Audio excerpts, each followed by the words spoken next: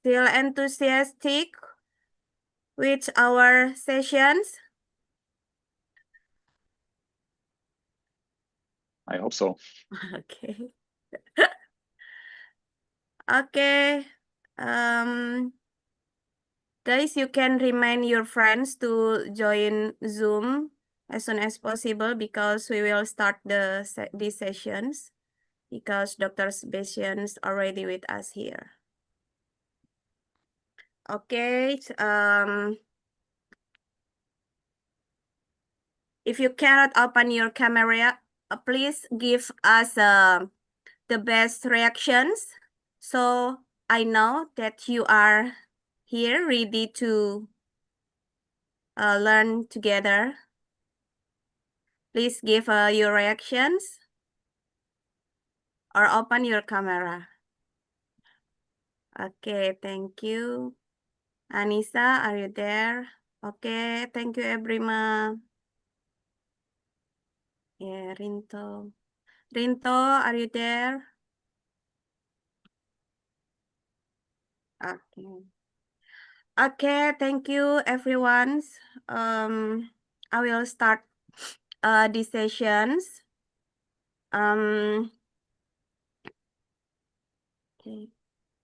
Good afternoon, everyone. My name is Fitria Dewi Raswati. I'm a lecturer at the ESL department. I will be your moderator here.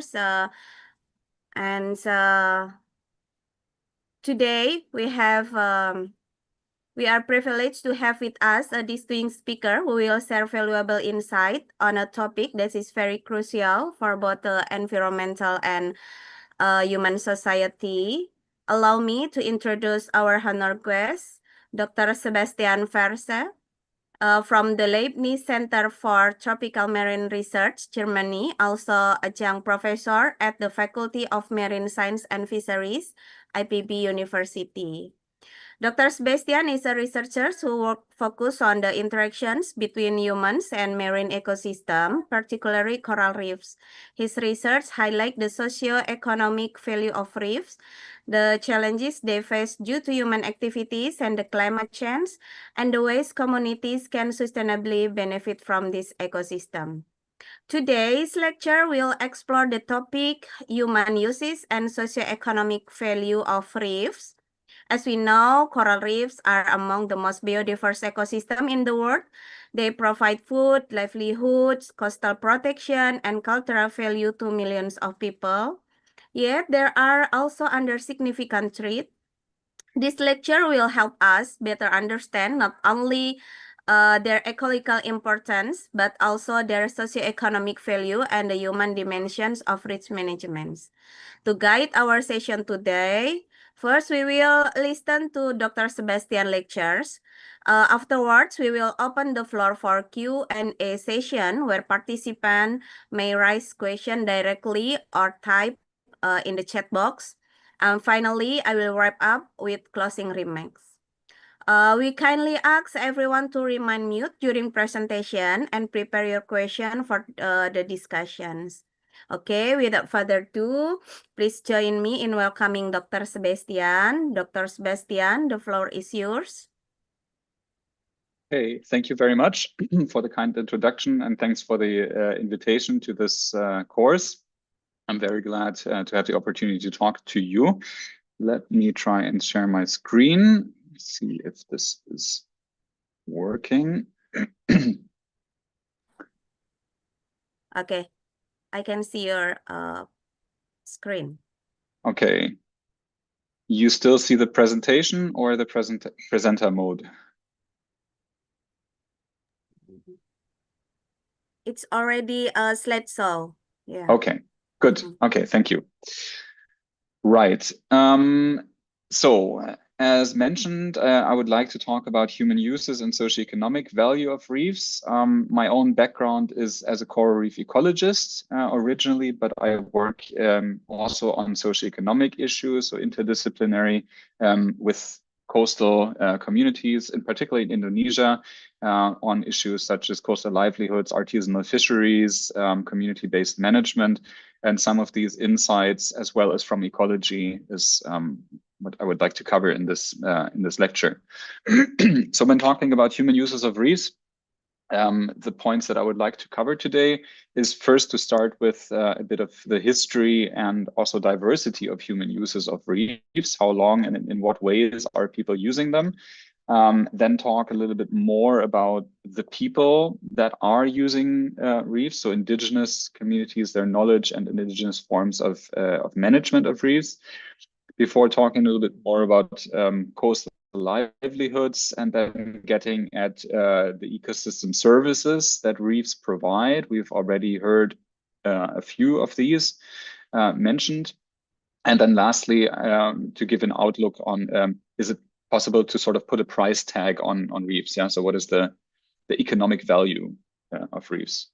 And I hope my internet connection stays stable enough, hopefully. Okay, how do we know how long people have been using reefs? There are different ways in which we can get information on human uses. And one example we see on this slide here, I would normally ask if anyone has any idea what we can see here on this picture if we're in a room together, but online it's a little bit more difficult. So what we can see here is not directly from a coral reef, but it's a photo from behind a mangrove system in Zanzibar in Eastern Africa. And we see lots of shells. These structures are called shell middens. And that is a recent example. So people have been harvesting shells from shallow marine environments and then consume the flesh and discard the shells. Yeah, and so these shells, they don't rot. They lay around and they do so for a very long time. So while this is a recent example, we also find historical shell middens from archaeological sites, for example. And that allows us to see when, so from radiocarbon dating methods, we can look at isotopes, radioactive isotopes, we can see when these shells have been harvested, but we can also look at the species composition, for example, the size at which they have been harvested. So it gives us a lot of information about historical or prehistoric uses of marine resources, including reef resources. If we go back even a little bit further, it's not only the human remains that are turning into fossils, but also reefs themselves. Again, this is an example from nowadays. So it's a photo from the Sinai Peninsula in Egypt on the Red Sea. And what we're seeing here is a fossil reef. Yeah, so it's not just a dead reef, but it's a fossilized reef. But if you walk through these structures, you can still distinguish individual species of coral. You can find shells that look like they've just been harvested, but they're really tens of thousands or even hundreds of thousands of years old. And these fossil reefs here, they're about 20 meters higher than present day reefs. So if you walk down the slope, you come to the coast, and that's where the living reefs are. But if that living reef falls dry, it wouldn't look much different from this here. So we have fossils of reefs and the reef composition, and we have fossils of human remains. And that tells us something about how people have interacted with reefs. And in this particular area here, colleagues have looked at discarded shells, but also at the species composition of these fossil communities, and found traces of human use and over-harvesting of shallow giant clams, Tridacna shells, from more than 100,000 years ago. So this was a time when human communities were starting to migrate from Eastern Africa, the Rift Valley, along the coast of Africa to other parts of the world.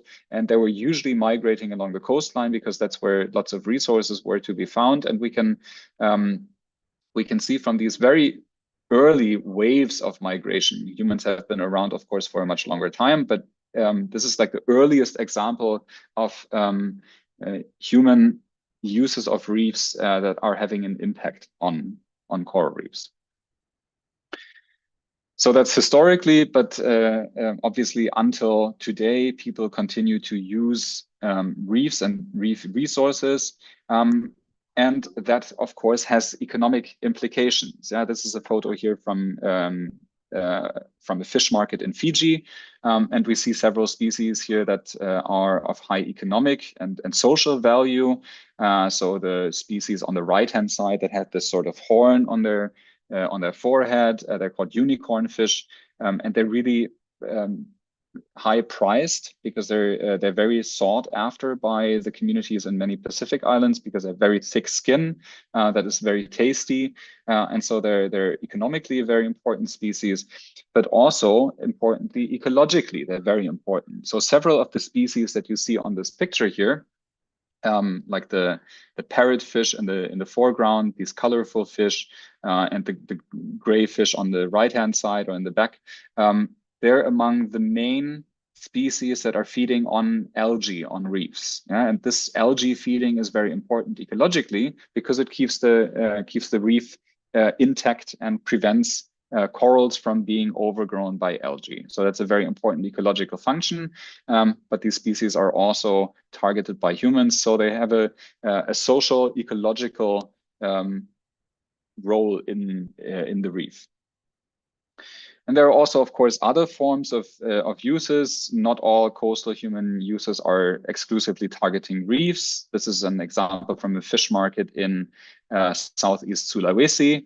And you can see that also other kinds of resources like octopus or sea urchins are harvested by humans. Some of these are also occurring on reefs. Some are adjacent habitats. And all of this is important for the livelihoods of coastal communities.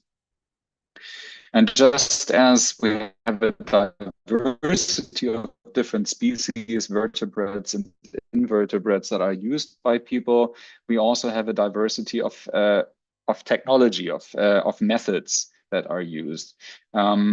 This picture here is from Papua New Guinea, easily be several thousands of years old. So the fishing technique here hasn't really much changed over the years. It's still very basic, but it's still in use nowadays. And this is used, for example, to catch big fish or turtles or dugongs in shallow reef environments. And then we have some more modern technologies as well. So this is a picture from Sulawesi again, from the Spermonde archipelago. And here people are using a combination of very modern technology, so scuba gear and compressor diving, with sort of more traditional technology that's so-called boo-boo traps, so bamboo traps that are used to catch living fish. And this diver is bringing the trap down to the reef and he puts it on the reef, and then it's later collected again when there are fishes in them.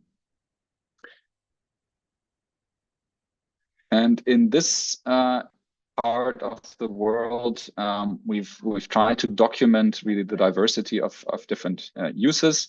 And in the Spermonde archipelago alone, we've documented more than 24 distinct fishing techniques.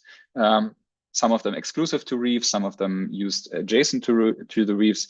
But the point is really, on coral reefs, you have a very high diversity of species that are targeted, but also of gears that are used. Yeah, so this sets reefs apart from other pelagic stocks, but also a lot of temperate fish stocks where you usually have highly specialized fishing technology and single species stocks that are being harvested.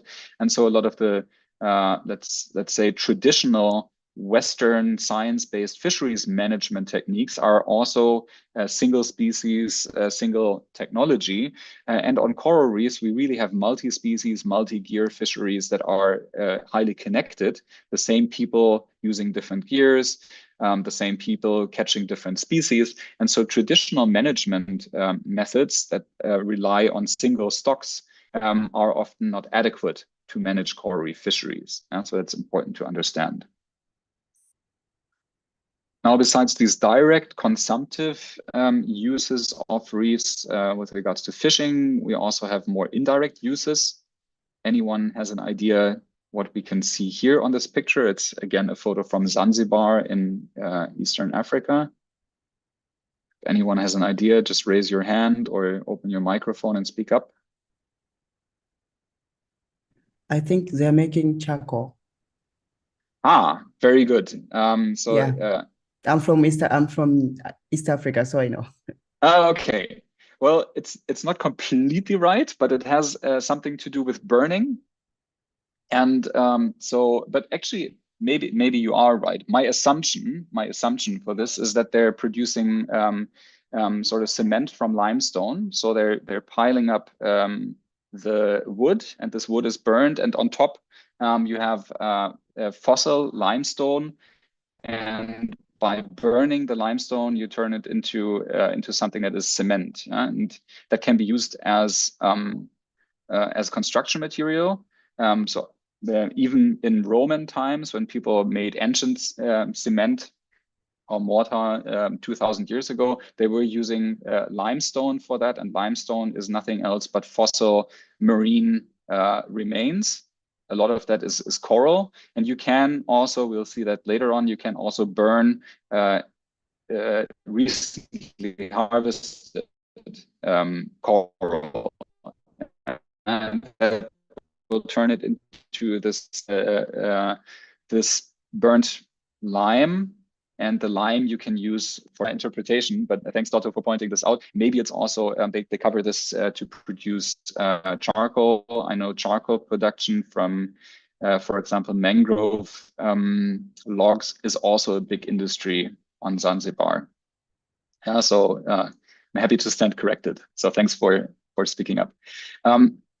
Another use, and this is more direct as construction material, you can see on these two images that look quite similar, but they're from different parts of the world. On the left-hand side, we see an island breakwater in Papua New Guinea, on Manus Island. On the right-hand side, we see a collection of coral blocks in the Spermonde archipelago again.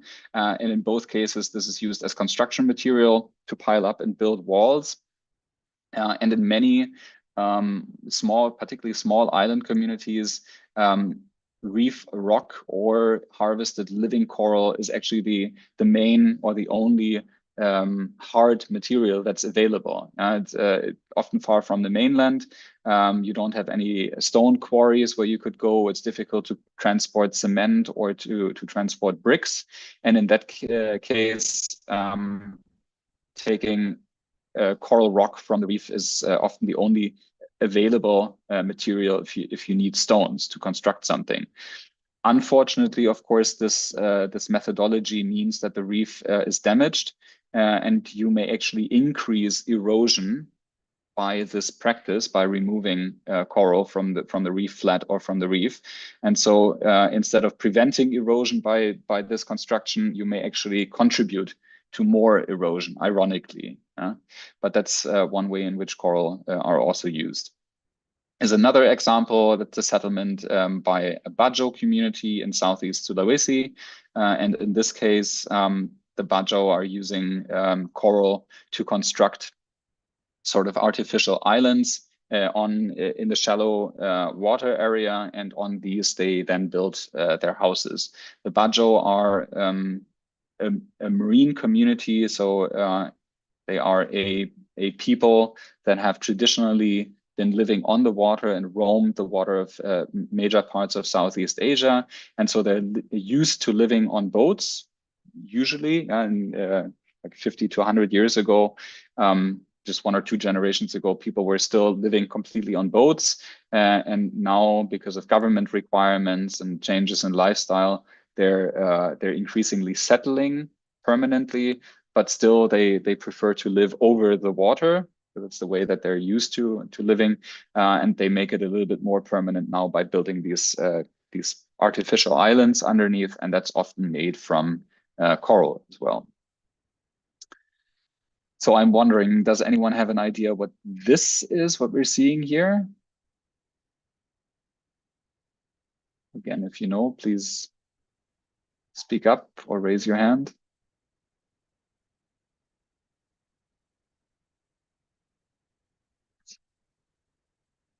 Do we have anyone from Eastern Indonesia or from India in the course?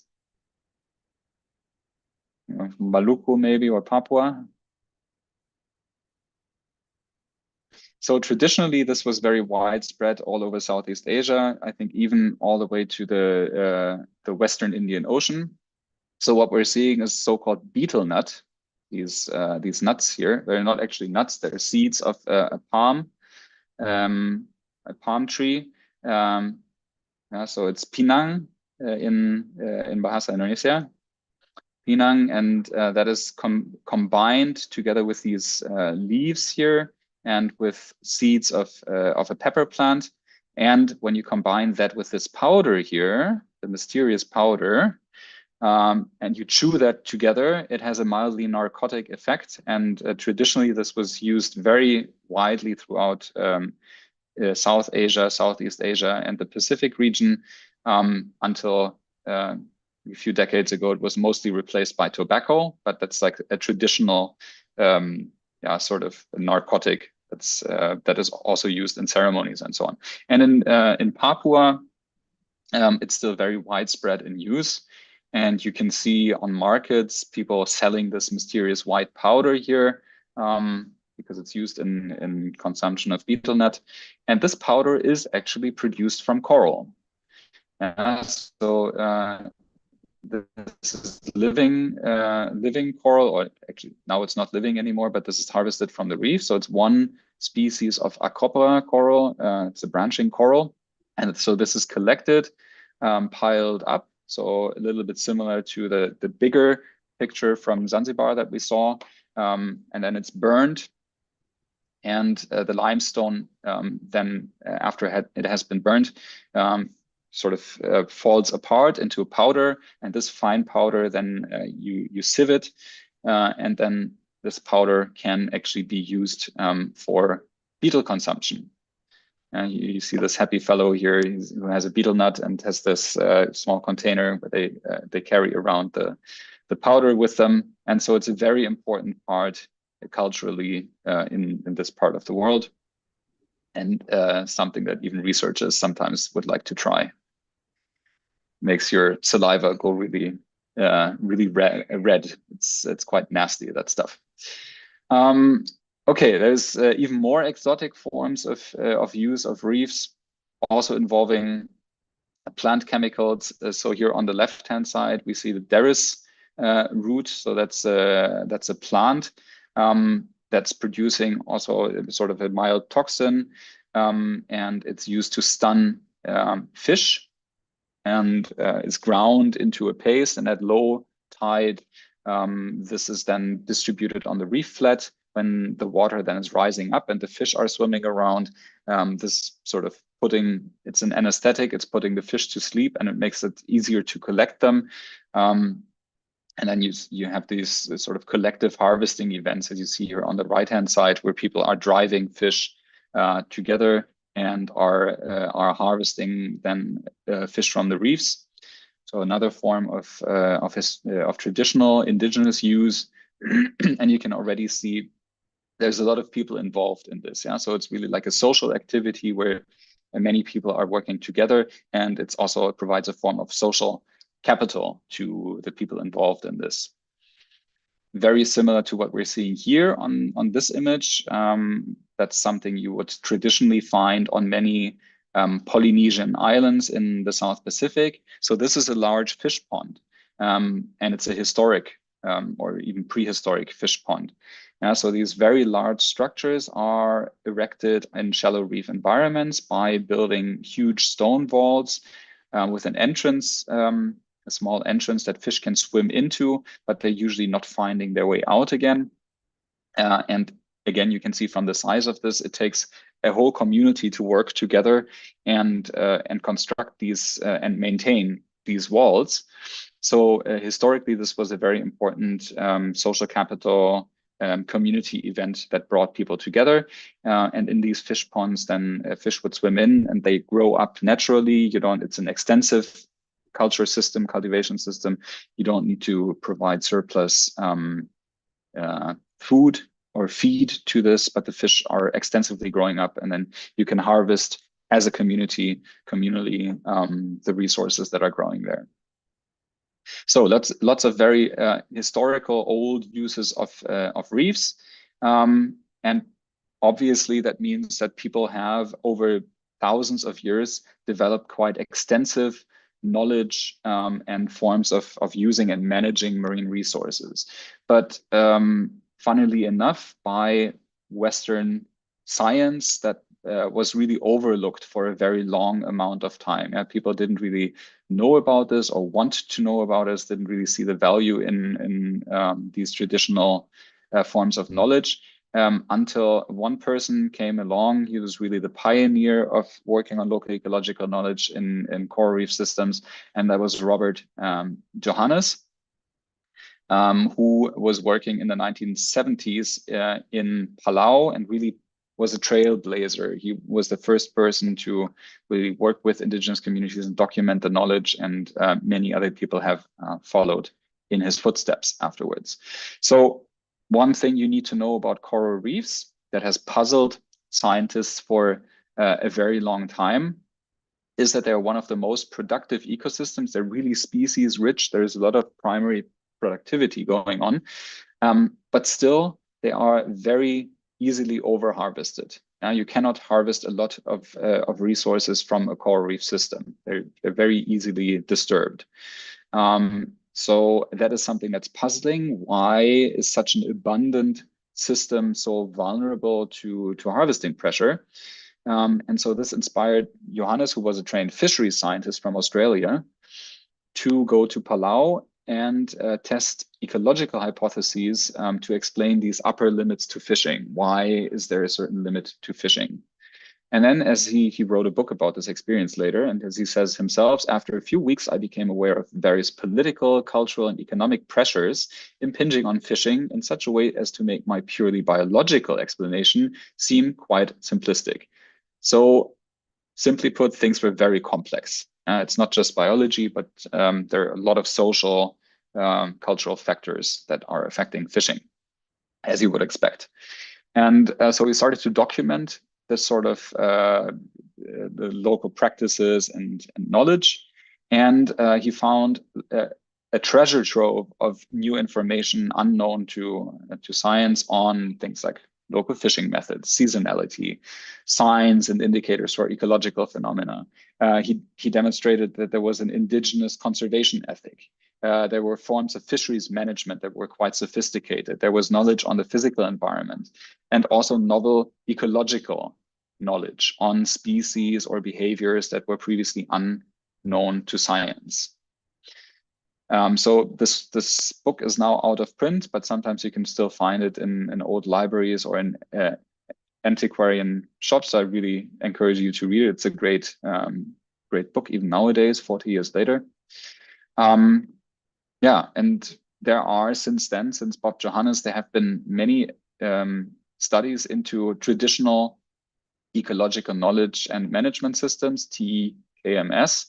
And there are some examples of that. Yeah, a lot of the research was from Palau and the South Pacific, Fiji. So for example, very detailed knowledge of spawning locations of fish and dates for spawning dates for reef fish have been documented. There are local taboos or tambus, prohibitions on species, on areas, on seasons, on fishing gears, in Fiji known as duva. But in Indonesia, there's also actually quite some examples of that. So in Eastern Indonesia, there's the Sasi system. Then we have Panglima Laut in Aceh. Yeah, so different parts of Indonesia have different traditional management systems and even knowledge of different species. Yeah, so the Tevoro clam, which we see here, Predacna tevoroa, was identified first based on local information from local indigenous communities, and was later found by scientists to be an actual new species. And since there's only half a dozen of species of giant clams, of Tridacna, around the world, adding one new species to this is quite a big thing. So that was quite a huge discovery. Also, most of the information that we know about spawning aggregations of groupers. Groupers are very important fishing species and piscivores, like fish-eating species, predators on reefs. Nowadays, we know that they're usually solitary but once a year they gather in hundreds or thousands at certain places on the reef. And this is something that we only know based on local information from fishers and later confirmed by scientists. We also have other examples from different parts of the world. So for example, from Mexico, it's not just the South Pacific, but also other regions have very strong traditional knowledge. So there was an indigenous population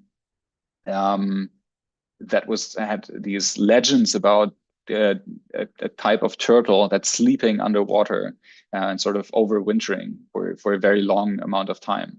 And green turtles are found all over the world. And usually they only spend a couple of hours underwater maximum, for feeding, for example, for resting. But that they really spend a long time underwater was not something that was conceivable to scientists. And later on, this was then confirmed actually by scientists after following these rumors that this particular population of the local turtle has a dormancy behavior where they shut down or really down-regulate their metabolism and are able to overwinter underwater and only coming up every now and then to take a short breath and then go down again. And so the heart rate really slows down and so on. So that was something that was really new to science. And also the taxonomy, so the species that are recognized by the local native population there, native community, is very detailed and knows more species than traditional Western scientific taxonomy. That sometimes has to do with different forms of a species, so juveniles or male-female forms that are dimorphic, that have different features, look differently. In indigenous languages, sometimes they're called different names, so recognized as different species where they're actually one single species. But in other cases, indigenous terminology and taxonomy can be quite similar to sort of Western taxonomy. And these indigenous names then give us information, very detailed information on taxonomy that may not be known yet to science. So oftentimes, indigenous taxonomy is using terms that can be part of the local name that also have additional information, and not just a classification, but also important ecological information or information on human uses.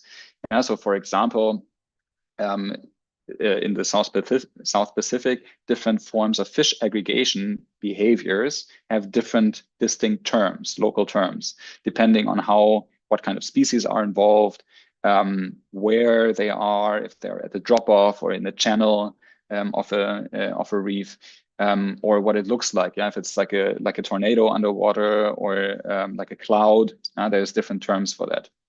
And so these local names also convey important ecological information. However, this indigenous knowledge and information and taxonomy is increasingly disappearing from many parts of the world. Biodiversity and cultural diversity are disappearing at the same rate and under the same stressors. So we see that in Central and South America. We see that in Central Africa. We see that in Southeast Asia. That indigenous communities are disappearing, their knowledge is disappearing, and oftentimes that has to do with modernization, with market intrusion, with a modern lifestyle, and that means that traditional knowledge is lost. And we looked into this in a study ourselves a couple of years ago in a part of Melanesia in the Solomon Islands. So this is a part of the island of New Georgia, which has a very big lagoon system. And we were doing interviews, focus group discussions at 4 different locations in the lagoon system here.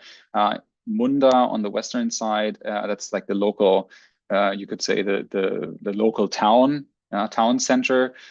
So there are a couple of dive shops there. There's a supermarket, there's an airstrip with flights. So it's sort of the modern part of the lagoon. And then you have more or less traditional local communities at increasing distance from this market here. And so what we did was that we wanted to look at the role of age of respondents and gender-specific differences in knowledge of species names, but we also wanted to look at the effect of proximity to market, so modernization. And we asked people to sort of free list in focus groups just an amount of marine species that they know, names of marine species that they know. And when we did a statistical analysis, you see the results here. On the left hand, that's the women, and on the right hand, that's knowledge for men. We found significant differences based on age. So older respondents had more knowledge, not really surprising, because the older you get, the more you learn, and young people are also, they still have more to learn. We saw differences between men and women, also not that surprising, because it's more men that are involved in fishing activities and they encounter more species. But we did also see an influence of market. Yeah, so the lowest local ecological knowledge was found in Ilangana, which is this sort of market community in the west, and the highest local knowledge was found more towards the east in Mbaraulu and Nusa Hope, here on the right hand side, where there was still more traditional knowledge of local species. So besides local knowledge of species, we also see these indigenous forms of management. I've mentioned Tambu or Sasi already. Other parts of the world have similar systems, like Rahui in Polynesia. And usually these traditional forms of management are one or a combination of several of these 4 types of restrictions. We can have gear restrictions, so certain types of fishing gear are allowed or not allowed. We can have spatial restrictions, that certain areas of the reef, certain patch reefs, certain passages are off limits. We see temporal restrictions for a certain spawning season, for example, there are limits on fishing, and we can have species restrictions. That there are, for example, sacred species, totem species, certain rare species, or with a particular cultural or economic significance, where there are restrictions on who and how they may be fished. So there is a lot we can learn from these indigenous management systems, and people like Bob Johannes have argued these are really the way to go for better conservation. If we look at customary marine tenure systems, we may find out more effective conservation measures. But almost since Bob Johannes, there has been a debate about what really are the aims. Why have people managed these resources? And there are different theories on that. So Bob Johannes was really a big defender of this conservation idea. He said the communities he worked with, they had a strong conservation ethos. So the main aim was to conserve and not overuse the resource, so to use the resources sustainably. An alternative view was formulated by Nick Polunen, who said it's really a form of resource appropriation. Essentially sort of selfish, making sure that you have more resources available than the neighboring community or outsiders. It's making sure you benefit from, or you have access to the resource. And then there's also a third hypothesis, and that's with regards to behavioral change, that you manage resources, animals, in order to have some effects on their behavior. And so initially this was more an hypothesis. And in recent years, we've actually seen scientific evidence that this behavioral change is an actual effect of management. So a colleague of mine, Josh Sinner, has been working for years in parts of Papua New Guinea, where there are really strong local customs, local tenure systems, particularly in the form of periodic closures. Yeah? So certain areas of the reef are closed for a certain amount of time, and then they're opened again. And so Josh, when speaking to some of the elders in the community, talking about these closures was asking, when do you decide, or how do you know that it's time to open these closures again? Is that when there's a certain biomass buildup or enough fish? And then they told him, Josh, we open them again when the fish are tame enough. And he was a little bit, I'm not so sure about that. But then he came back a couple of years again with some fisheries scientists, friends of his, colleagues of his, and they started to look into really the fish behavior at opened and closed sites. And they could actually show that opening and closing a part of the reef does have a significant effect on how the fish behave. So what we see here on this graph, it's from two communities, Wadao and Muluk, and both of them have parts of the reef that are sometimes closed and sometimes opened. And in 2009, the first time they did the study, the community at Wadao had their reefs open to fishing and Muluk was closed. And 3 years later, it was the other way around. So it was sort of a controlled experiment over time on how fish behavior was responding. And what you see here on the y-axis is FID, that's a flight initiation distance. At what distance to a diver does a fish start to swim away? When does it get scared? How close can you get to a fish? And that's usually a reflection of how afraid, how used the fish is to humans. And you can see over time, if you close a reef to fishing, there's no fishing, the fish get tamer over time. You can swim closer to them. And when you start fishing again, the fish are also becoming more afraid, so they start to swim away faster. And so when they looked at traditional indicators of management success, which is abundance data, so how many fish are there in the reef, for most of the species that were targeted, there were no significant differences in fish abundance inside and outside of these managed areas. So just in terms of how many fish there are, there wasn't really a significant effect, with the exception of one small, widely side-attached species. So this species was not swimming around so much. That was the only species where there really was more biomass buildup inside. Now, when they started to look at differences in flight initiation distance, all of these species, except for one, showed significant differences inside and outside the managed area. So you see here the distance on the y-axis. For the mean flight response, 9 meters, sort of the visibility underwater, how far you can see. And you can see here different ranges of the gears that are used to shoot the fish.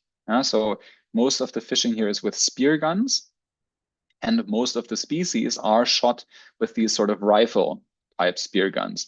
And for these different species where you see a significant difference here, they're within the protected area, always sort of within the range of this spear gun that is used to fish them, and outside of the protected area, they're always swimming away outside of the shooting range.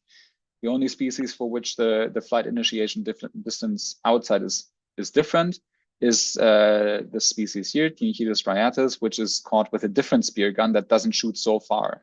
And the fish, they learn this, they know, okay, I'm not getting shot with this large spear gun, but with a small one, so I can get closer to people, even outside of the MPA. But that was a really interesting example of how fish are reacting to sort of traditional management. And even more interestingly, is that there is spillover effect of this behavior. Usually when we, in fisheries science, when we talk about marine protected areas, MPAs, one main effect that is hypothesized is the so-called biomass spillover. So we have a protection effect. Fish are starting to reproduce, to grow. There is more biomass building up inside the protected area. And eventually this biomass starts to spill over. We have more fish that are produced, and they're swimming out of the MPA, and they can get targeted outside. What we see here for the first time is that the behavior of the fish is also spilling over to the outside. It's a complicated graphic, so I'm going to walk you through this. We see two different things here. On the left-hand side, we see inside of the protected area. This is the border between inside and outside. This is the distance from the border. So this is really far inside the MPA. And then here we have outside the MPA. So it's a little bit further away. And the control, so this gray, what we see here, these control arrows, they are values from 750 meters away from the protected area. And we see two different graphs. The one that's sort of going down here, that's the biomass, proportion of biomass. And this on the right-hand side, the blue value, that's a flight initiation distance. And so we can see that we have high biomass really only far inside the reserve. So close to the border, this is the control value, close to the border of the MPA, we actually already start to see a lower biomass because fish are swimming out, and at the border they are getting fished or shot. So we have a sort of a biomass depletion here at the border, a really low biomass directly to the adjacent to the reserve because people are fishing here. And we only have this recovery to the control values further away, like 750 meters away from the reserve. Now for the flight initiation distance, so how scared the fish are, we see that they get closer to people. This is the control value, the control value 750 meters away, even up to 100 meters next to the protected area. The fish are tamer than they usually would be. So you can swim closer to them. And so this shows us, and inside the MPA, they're even more tame, less afraid of people. But this shows us that there is an effect of protecting a certain part of the reef that makes fish easier to be targeted at the border. So that may be one of these reasons for changing the behavior of fish by targeted management measures. So that was a really, really cool demonstration of a feature that wasn't widely known before. Now, besides, so we see there are these different effects that marine protected areas, traditional management areas can have, but we also see that they're sometimes more effective than traditional management, traditional in the sense of like government management. So we have customary tenure. Sorry, I shouldn't have said traditional.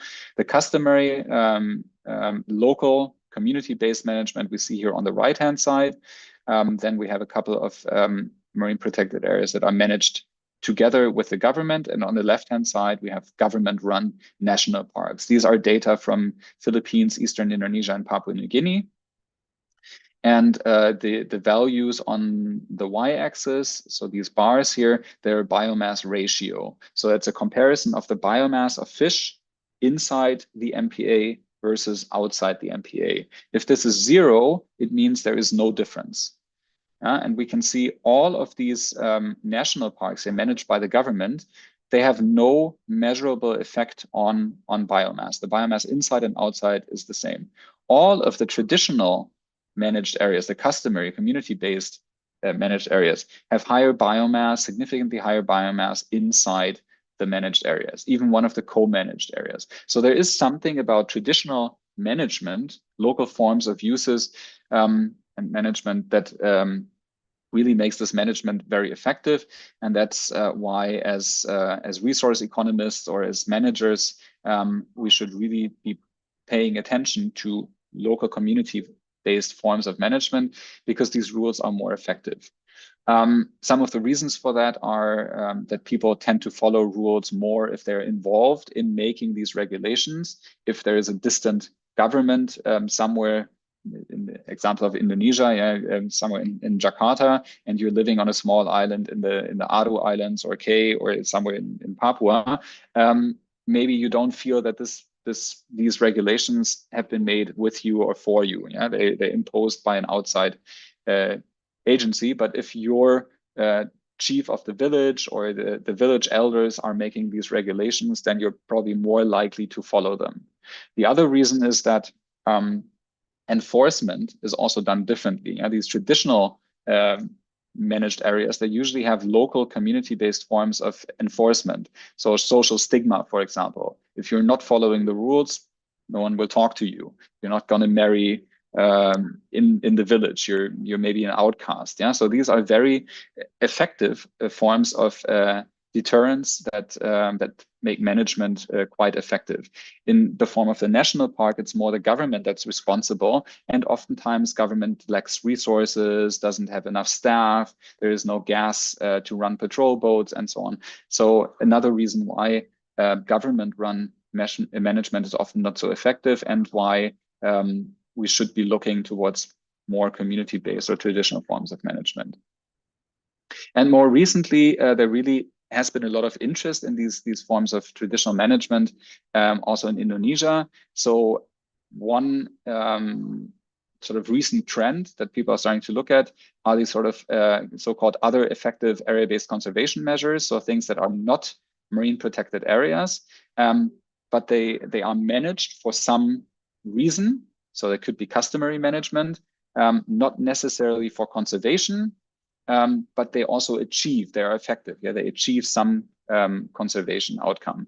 And here, a former PhD student of mine, Estra Divari, she has made this overview, the first overview in Indonesia of potential other effective conservation measures that are not MPAs. You see the blue boxes, that's the MPAs. But all over Indonesia, we have these other potential local forms of management. So a lot of them are traditional management areas, like in Aceh, the Panglima Laut areas, or there could be tourism areas, for example, around Bali or Lombok or Sumbawa, even some parts of Java, where there are resorts that are managing their own reefs, not necessarily because they want to conserve them, but because they want to have something to show their guests, and they're still effective. Yeah, so there are these different measures that can provide effective management as well, and there's increasing interest in that. Now, we could say, why don't we give everything to local communities to manage, and they are the most effective? That's unfortunately also not always the case. So there are several challenges to community-based management, and one of those is the issue of scale. Communities usually can only manage the village waters, so the part of the reef that belongs to a certain community. And these boundaries, these local boundaries, are not usually matching ecosystem scales and ecological processes. Yeah, fish are swimming around, they're spawning in different parts of the reef, and often we don't really have the necessary information on that.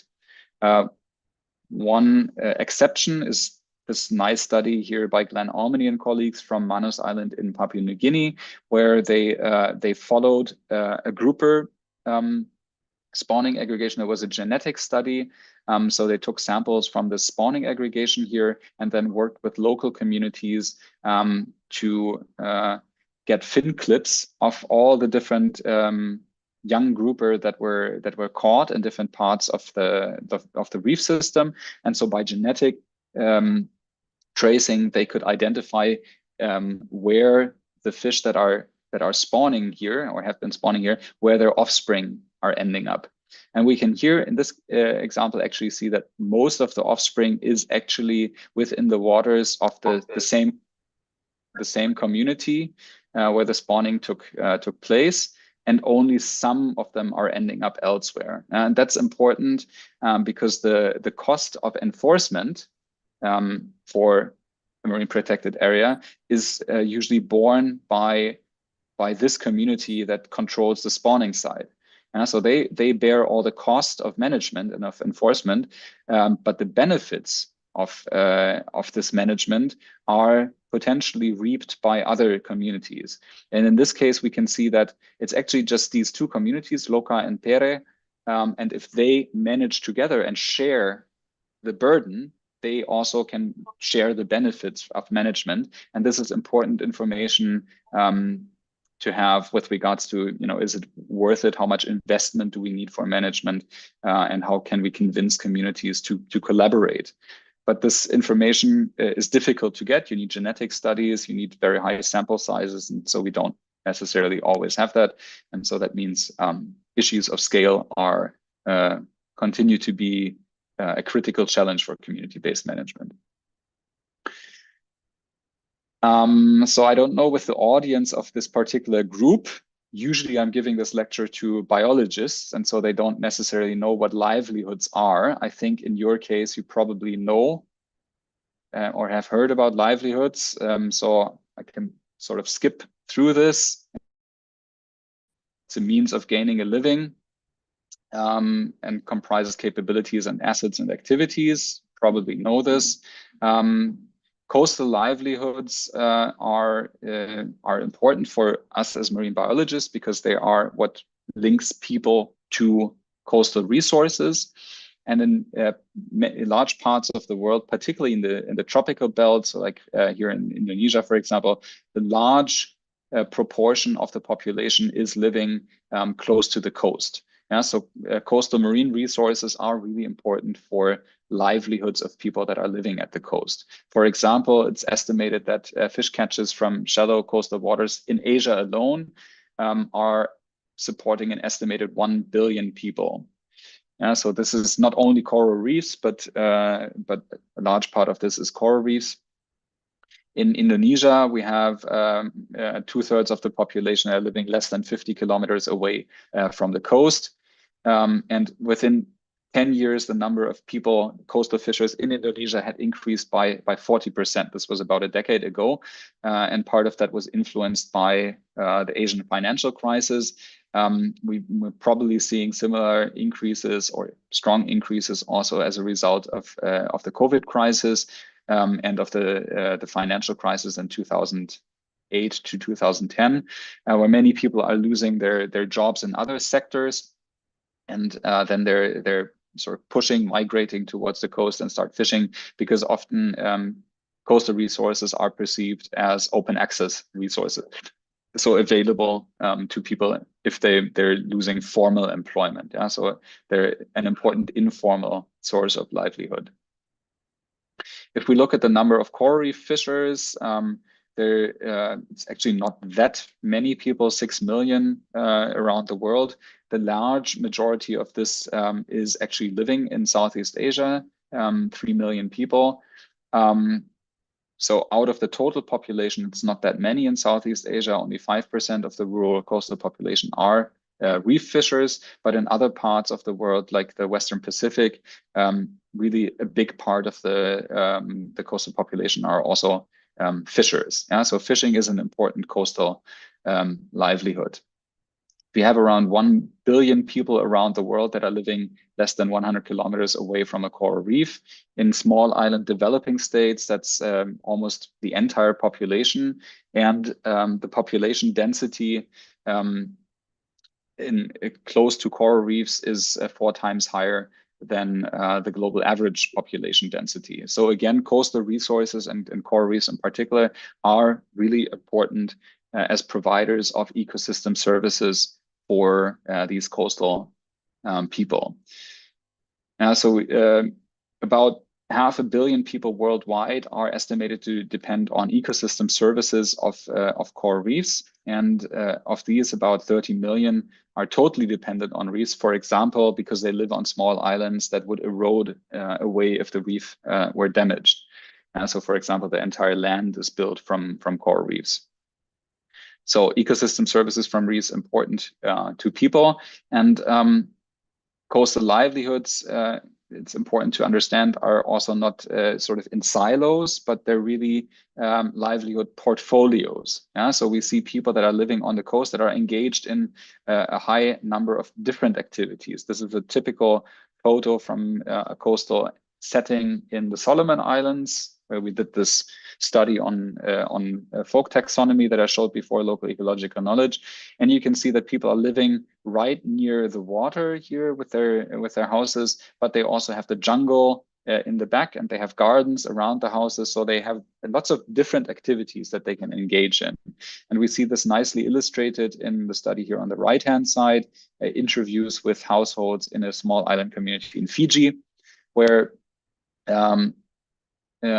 fishing was the second highest livelihood, like employment of people or activity that people were engaged in, but it was really mostly a lower ranked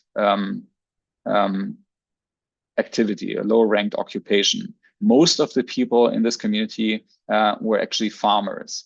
So fishing is an important activity, but it's not the only activity that people are doing. So again, just like the multi-species and multi-gear nature of reef fisheries, it's also important when we want to manage or develop alternative livelihoods that fishing is and coral reefs are not necessarily the primary livelihood occupation for people, but they usually do other things. And then they also fish on reefs. Which brings us to the last part of the lecture, ecosystem services and values. So in general, coral reefs and other coastal ecosystems that they're interacting with, like seagrass beds and mangroves, they provide very important ecosystem services, partly because they're interacting with these other systems. So for example, coral reefs are very efficient buffers of wave energy. They take out the wave energy of incoming waves. They're breakwaters, but they can also export fish and invertebrate larvae to other habitats, and so support biomass production. Okay, so short discourse. What are ecosystem services? Again, I think in this audience you probably know what ecosystem services are. For many biologists, that's a little bit unknown. Ecosystem goods and services are the benefits that humans derive from ecosystem functions. There are different types of ecosystem services that are differentiated usually in ecosystem service assessments. Probably the most well-known was the Millennium Ecosystem Assessment done 20 years ago. And they differentiated into provisioning services, so that are products that are obtained from ecosystems like fisheries or biomass production. Then we have regulating services that are benefits that are obtained from the regulation of ecosystem processes. Then we have cultural, which are non-material benefits obtained from ecosystems. And lastly, we have supporting services. So services that are underpinning the production of these other services. Now, for coral reefs, some of the most important services are food and resource security for local populations. So that's like biomass production. Recreation and tourism is quite important and can be locally a very high number or amount. Coastal protection, also very important, not always appreciated. And then we have these social cultural services and also biogeochemical cycling, so like nutrients that are recycled in coral reefs. The most widely known and most widely distributed service is most likely fishery, so coral reef fisheries. The sustainable yield, however, that can be derived from coral reefs is actually quite low. So if we compare the sustainable yield of coral reefs with that of other marine systems, like upwelling systems, if you look at the Peruvian upwelling system, the Peruvian upwelling supports the largest marine fisheries for anchovetas and anchovies on the planet. So it has a very high fishery yield that's more than an order of magnitude higher than for coral reefs. But if you compare the productivity, coral reefs actually have the highest primary production of all marine systems. And so that's really this paradox that Bob Johannes was interested in. Why are coral reefs so low in productivity or low in fishing yield, but high in primary production? And the key to that is, I'm not going to go into the biological details here, but the key to that is that there's a lot of internal recycling. Reefs are very efficient in retaining nutrients and recycling them internally from one compartment of the ecosystem to another through sponges and so on. And they're not very productive with regards to, fish or other organisms that humans can consume. And so that's why several coral reef scientists are saying, coral reefs, they cannot really support a big fishery. And coral reefs should only support local consumption by local communities, so food security of local communities, but not be used commercially for fishing, so for export of fish resources. Tourism is another very important factor that brings a lot of dollars to many coastal communities, nicely shown on this picture here from Moorea in French Polynesia. So you see people that are kayaking, using jet skis on the reef, that are snorkeling, there's some fish feeding, or you have, you know, the coastal bungalows, so people living in villas or resorts at the coastline, and all of these are spending lots of money for this activity, and so that brings money into the local economy. And it's estimated that reef-related tourism is worth around $36 billion per year. 30% of all reefs around the world have some sort of tourism value, which also means the majority do not. And not every reef is a tourist destination, for example, because of infrastructure restrictions. But overall, reef tourism is really, it's around 10% of all coastal tourism around the world. And there are certain hotspots, like here, for example, in Raja Ampat in West Papua, where the local tourism value is really high. Coastal protection is also, as I said, a very important point. So intact coral reefs can really protect the coastline from erosion and from storms.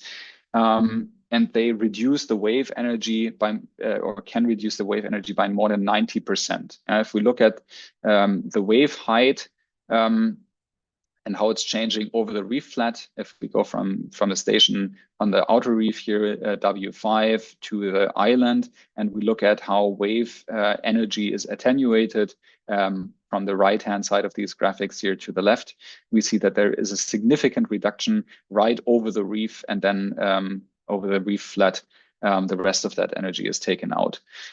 We can estimate sort of what the value of this is. So people, colleagues have done a global study of like what's the flood protection that coral reefs provide. That was a 5-step process. So they were looking at estimating what is the offshore wave energy, how much of that translates into inshore waves, what are the habitat effects, so how much of that wave energy is taken out by reefs, and what's the resulting runoff or run on, onto the land, how much of the land is inundated. And then with this line here, the coastline or the flood line, you can estimate how many assets are sitting within this flooded area, and you can do the calculation with or without reefs. And so by doing that, these economists, they have calculated that half or the annual damage from flooding would double if we wouldn't have healthy coral reefs that are preventing this erosion. And so there's around $4 billion every year that are prevented in flood damages by intact coral reefs, and we're at risk of losing this when we continue to degrade coral reefs. Then finally, we also have social cultural values, particularly in certain parts of the South Pacific. Coral reefs and the creatures that are living in them are important for local folklore, for spiritual reasons. We see that reflected in tattoos, for example, in native art.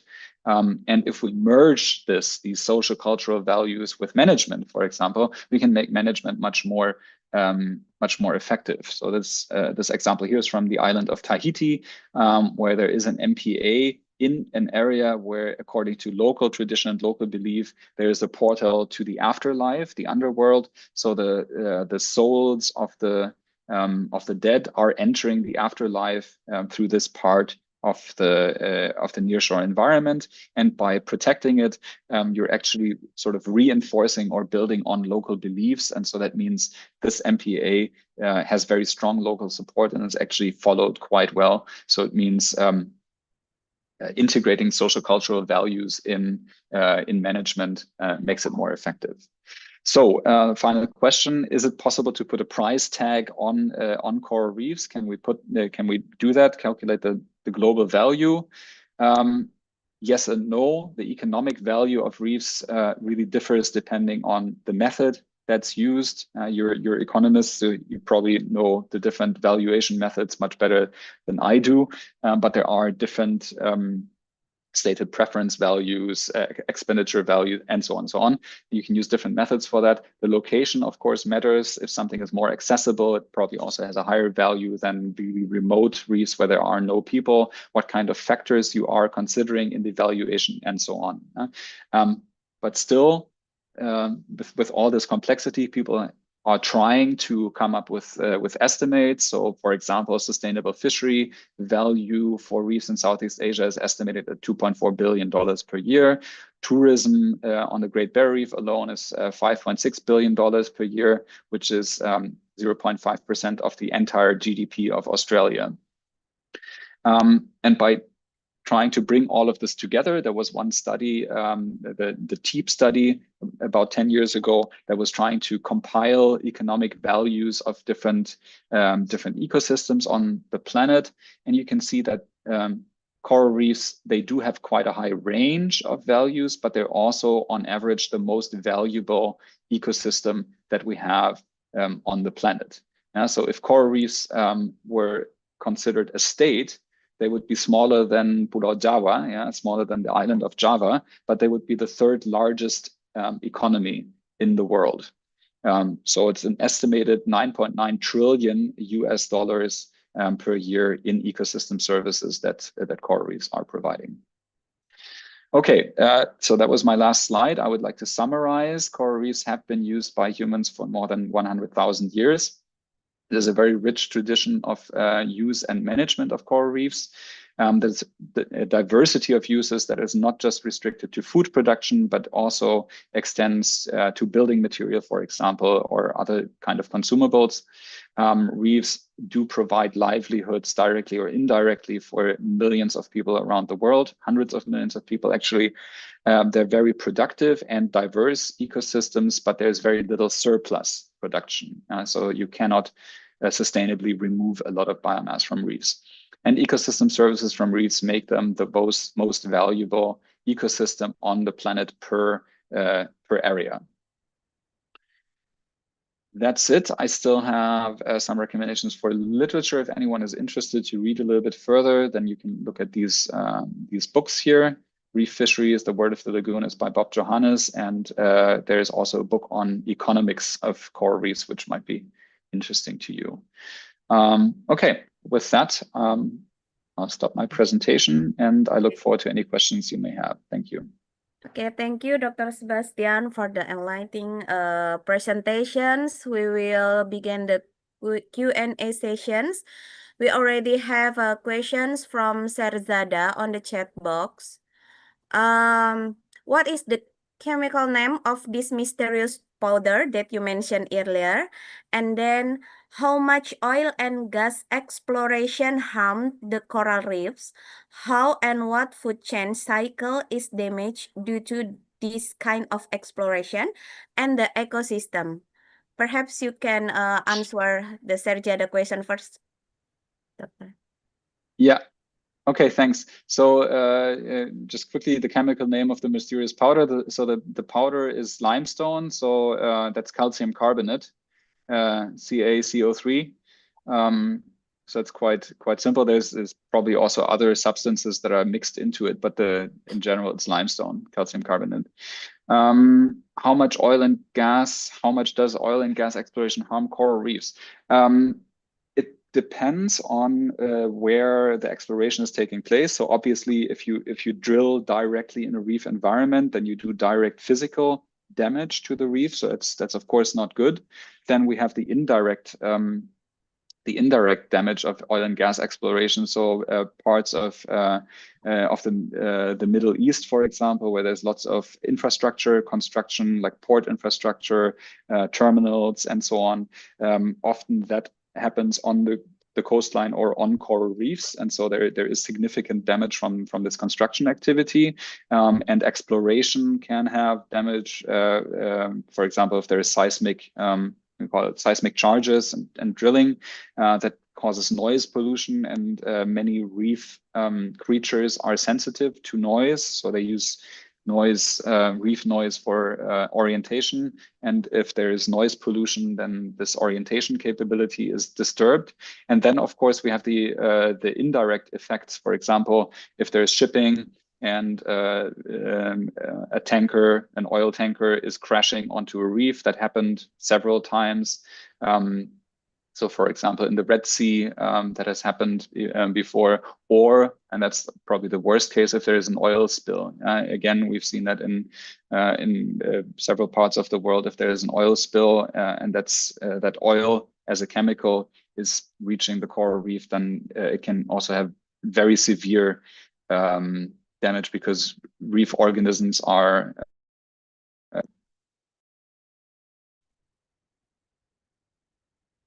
so I hope that answers the question. I see there are 2 other questions. Yeah. How about the answer, Serzada? Is it enough? Yes, yeah. Hello, Sebastian. First, sorry, I joined you later because due to the connection issue. Yes, the question is still triggering, but not answering the question I'm looking for. Because when you talk about the exploration of oil and gas and water, deep water, so I think there's more economic factor involved in this, rather than the law and morality of conservation of those reefs, you know. So Yeah. I think, to be practical, very practical, I think we are talking too much about safeguarding our environment, the oceans, and the climate. But practically, it's impossible to, catch what we want and what we should, because we are suffering a lot of climate change everywhere across the globe, not only in one continent. Then we talk about Africa, Africa is suffering, and talk about Europe. Now, Europe is getting the experience of climate change. And in Asia, that I belong to Pakistan, we have earlier and the top 5 countries that have been hit by the climate change. So if we talk about the exploration, the drilling of those resources, so it's more damaging than the benefits we are looking for. And especially when we, sorry to say, when we talk about the developed economy, so they only talk to the poor country, the developing country, you should do more. But when it comes to their part, they never play their role as they should do. Yeah, I completely agree. So sorry, because I was reading the question as the exploration itself. Yeah, but of course the oil and gas industry and the use of petrochemicals, like the burning of fossil fuels, for example, or the production of plastic, which is also producing greenhouse gas emissions, all of that which is fueling climate change has dramatic consequences. Yeah, and I mean, Europe has taken a very light foot. I would say they've benefited from industrialization for a very long time, and they should do much more to fight climate change. But they're also one of the most heavily affected regions of the world. Yeah, if we look at the speed at which the Mediterranean region is warming, it's much higher than the global average, for example. And this summer and last summer were record heat waves in Europe as well. So I think the realization is happening, but it's not happening fast enough. Yeah? And we still have several governments. I wouldn't say that the countries as a whole, but many governments that are still by far not doing enough for a decarbonized economy. And if you calculate all of the costs of climate change in terms of human life, infrastructure lost, income, and so on, coral reefs, of course, they're close to my heart, and they're going to disappear by the middle of the century because of climate change. But in the bigger picture, there are probably even more dramatic effects of climate change. And I think by far, these outweigh the economic benefits of continuing oil and gas exploration and fossil fuel consumption.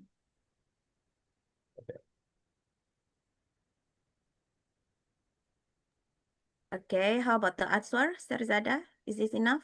I will not capture the space, but other, participant. I would like many questions, but there's no time to others to ask questions. Sorry, I'm not Okay. Yeah. Okay, probably you can save the contact of Dr. Sebastian first to discussions on another time. Yeah. Okay. Yeah. We also have question from Amin. Amin, do you want to ask directly?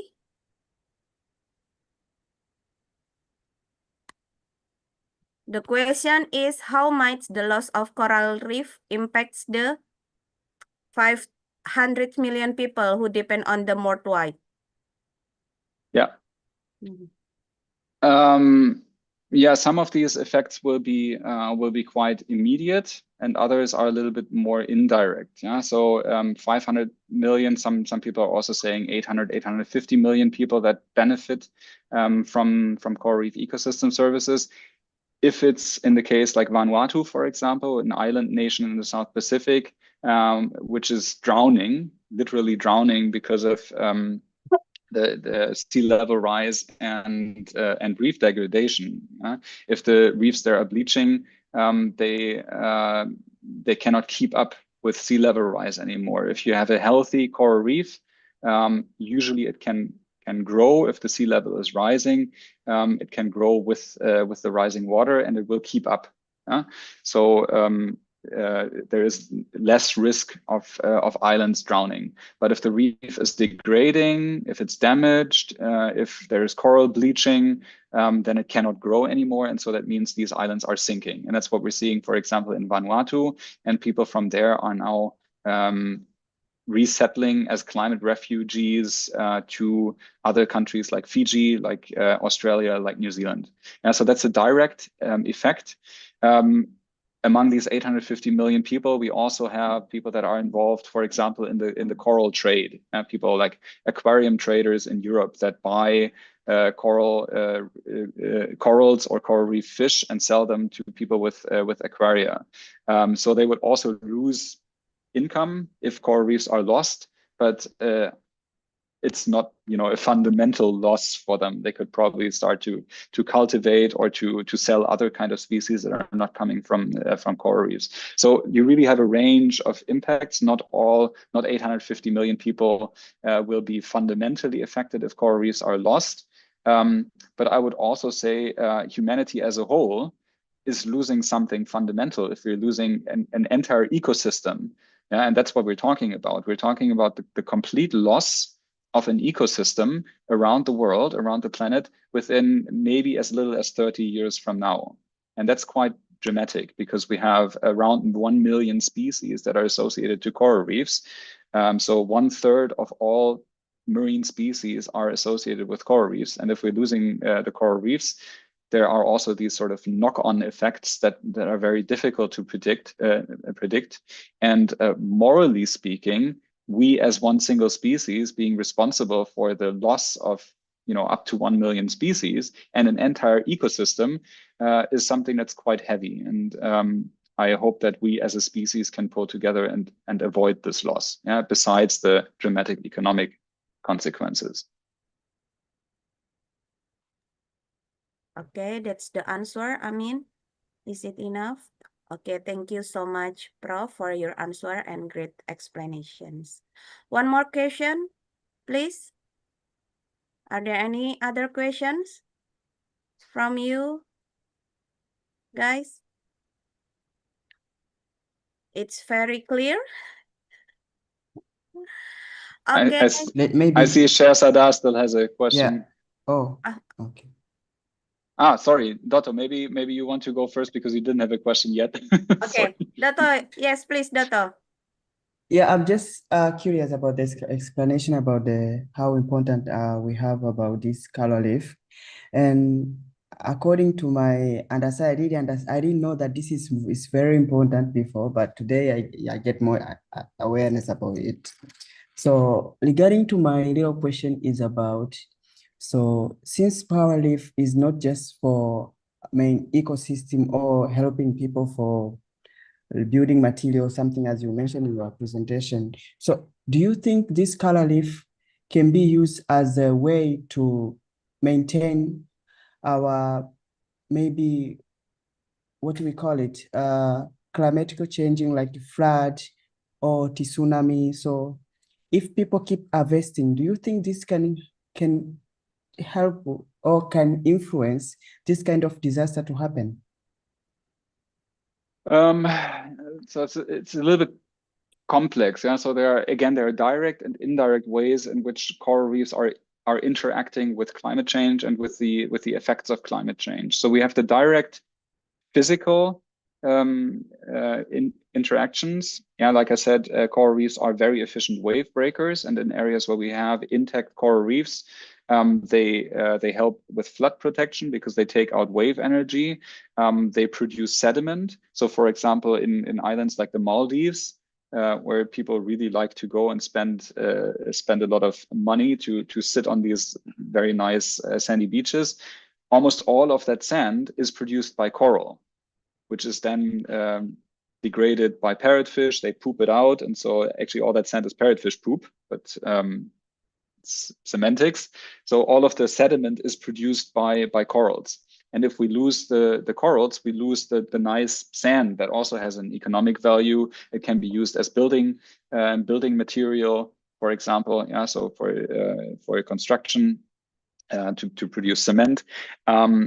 So with regards to coastline protection, it's very important. But like indirect effects with regards to climate change, some people are arguing that coral reefs can also be carbon sinks. That's a little bit difficult. That depends on the carbonate chemistry and on the time scale that we're looking at. So there's also these indirect interactions with ocean chemistry and with atmospheric chemistry. Yeah, but most of the effect of climate change is really climate change affecting on the reefs and not reefs having an effect on climate change. So corals are bleaching because the water gets warmer.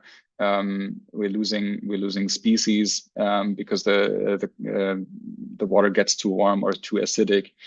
So they're more affected by climate change. So it's difficult to say how saving reefs could help to slow down climate change. It's more the other way around. Yeah, we need to slow down climate change, and then we can save the reefs. But as long as we still have intact reefs, some of the effects of climate change, like increasing storm frequency, increasing storm intensity, can be buffered by intact coastal systems. Yeah, so they're also important for coastal protection to some extent. And of course, they're sort of a sentinel ecosystem. So I think they can drastically show to humanity what is at stake if we continue with climate change. I mean, for the average person, probably if they're affected by flooding or by forest wildfires and so on, that's more immediate to them if they're living far from a coral reef. But still, if we as a global humanity imagine, we're losing these colorful exotic underwater habitats, ecosystems, just because we keep driving our cars or we keep consuming plastics and so on, is something that maybe gives us additional pause to think about the effects that we're having as a human species.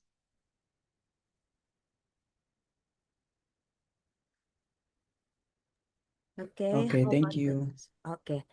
Okay, thank you, Dr. Sebastian. I think the time is up. So you all the participants can email Dr. Sebastian if you have further discussions about this topic. But before I close these sessions, can we take a picture together? Mas Arif, can you help us? Okay. Please open your camera. Mas Arif, stand by. Okay. Okay. Please Where is open your Masarif? I camera. can't see him. Yeah.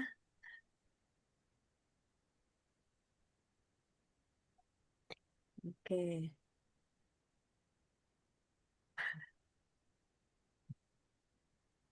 Okay. Yes, please, Mas Arif.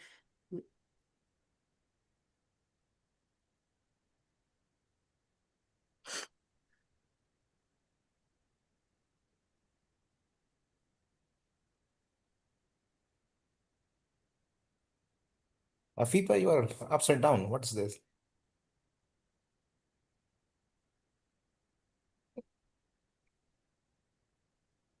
Oke, udah. Yeah, thank you for the email. Sure. Sudah, But Mas? please feel free to reach out. Yeah, inshallah, I'll catch you later. Okay. Sudah ya, Mas Arif? Sudah, Bu. Okay. Okay, everyone. So now we reach the end of today's sessions. On behalf of a committee, I would like to sincerely thanks Dr. Sebastian for sharing your expertise with us, and to all participants for your active engagement. We hope this sessions has broadened our understanding of the socioeconomic value of reefs and inspired us to think about how human activities can be better aligned with the conservation of this vital ecosystem. Thank you, everyone. Thank you, Dr. Sebastian. Have a great day all. Assalamualaikum warahmatullahi